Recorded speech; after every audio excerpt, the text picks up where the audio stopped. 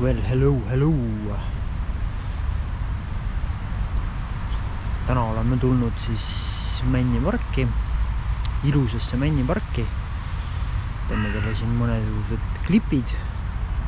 Üks oravake jookseb meil siin puude peal ringi, aga seda ma arvatavasti peale ei saa, sellepärast et GoPro ei jäta teda väga peale, kui just kaameraga kuskil äkki ei saaks pilti teha.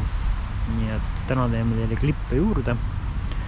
Loodetavasti saame teile ka õhtu panna looma ja videod üles. Need jäävad me neile küll pooleli.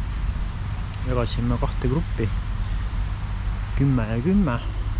Nii et täna siis Männipark ja läheme mööda laudist, teeme teile paar väikest klipikest, nii palju kui värki laseb teha.